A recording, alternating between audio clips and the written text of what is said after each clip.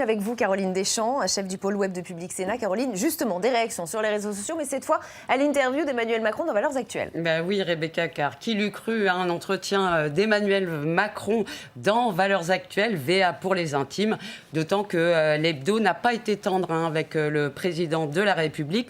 On se souvient notamment, Rebecca, de cette une en janvier 2018, avec un montage d'Emmanuel Macron à la voix devant une grande mosquée, le regard tourné vers la gauche, et ce titre, Macron et l'islam, son silence, son aveuglement, sa stratégie, enquête sur le grand tabou du président.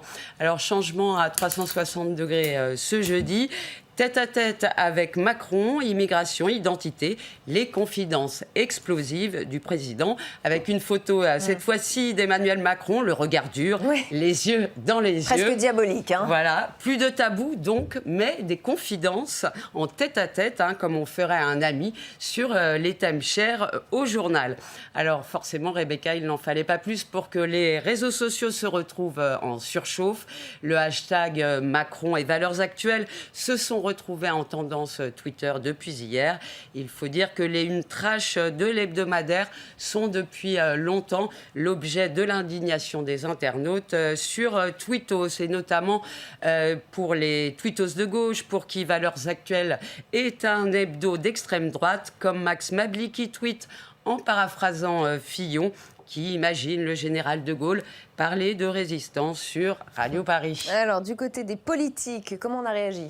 La gauche et l'extrême gauche sont évidemment montés au créneau. Manon Aubry, la députée européenne La France Insoumise, pointe du doigt le contexte. Elle écrit « Chacun jugera du timing de cette interview de Macron dans Valeurs Actuelles pour en remettre une couche dans l'hystérisation du débat sur islam et immigration ». Pour Olivier Faure, le premier secrétaire du PS, l'objectif d'Emmanuel Macron est d'apparaître, je cite, pour un progressiste dans un journal condamné pour incitation à la haine raciale. Il ajoute valoriser un face-à-face souhaité avec l'extrême droite, mission accomplie cette semaine. Alors pour la sénatrice écolo Esther Benbassa, elle écrit « Avec Emmanuel Macron, on avait déjà le et de droite et de gauche. L'éventail vient de s'élargir avec le et de l'extrême droite. On aura bientôt tout en magasin. » Alors si on lit l'interview, il est vrai que Macron fait du en même temps, quand même, faut le dire. Il dit sur la femme voilée humiliée au Conseil régional de Bourgogne que l'élu du Rassemblement national, Julien Audoul, s'est fait coincer, je cite, « Apparemment, cette femme est plus proche des milieux de l'islam politique qu'on ne le croyait. » Et puis un peu plus loin, le président ajoute, je cite, « Mon problème n'est pas la maman qui porte un voile en accompagnant un enfant à la sortie scolaire. » Ça, c'est sur le fond. Comment l'exécutif explique-t-il cette interview à Valeurs Actuelles ? Du côté de l'Élysée, Rebecca, les éléments de langage, on se doutait de la polémique, ont été soigneusement préparés. Écoutez, la porte-parole du gouvernement, c'était hier à la sortie du Conseil des ministres. Il a vocation à dialoguer à travers, par l'intermédiaire des médias avec l'ensemble de nos concitoyens, y compris ceux qui ne partagent pas de prime abord les convictions qui sont les nôtres. Et il est important qu'il se livre ainsi à des exercices de pédagogie. Alors, pédagogie, parler à tous, peut-être, mais pas seulement. À mi-mandat, Emmanuel Macron, on se voit déjà, on le sait, dans un duel avec Marine Le Pen en 2022, et entend donc se placer sur son terrain de prédilection. Le Monde a publié ce matin un article qui est très intéressant à lire sur son site internet, intitulé « Entre Emmanuel Macron et Valeurs Actuelles, les secrets d'un flirt », où le journal nous explique que les relations de Macron et Valeurs Actuelles sont anciennes.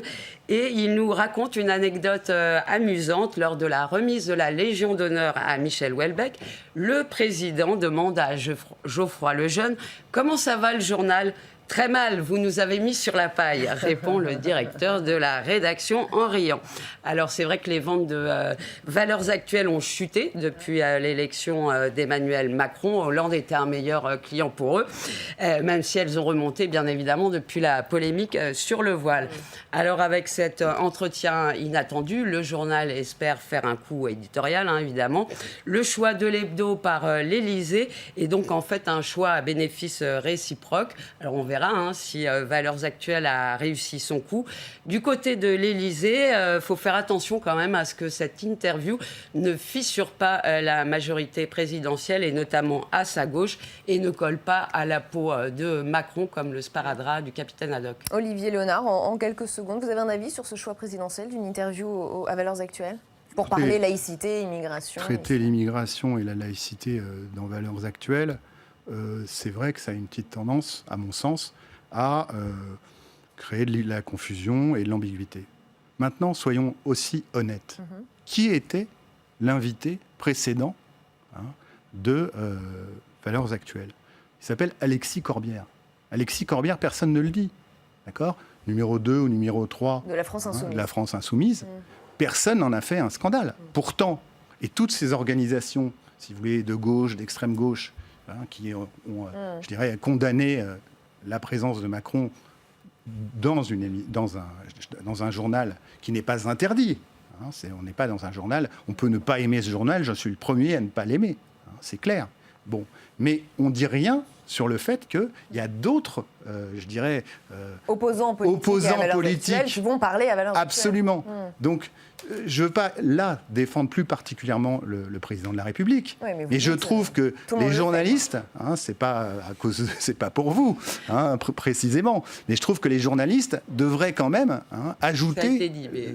en tout cas, je ne l'ai pas entendu beaucoup. Et Alexis Corbière est l'invité d'audition publique lundi prochain. Et je ne vais pas reprocher à Alexis Corbière d'aller répondre à une interview d'un journal qui a, je dirais, une légitimité, même si on ne partage pas du tout ses opinions.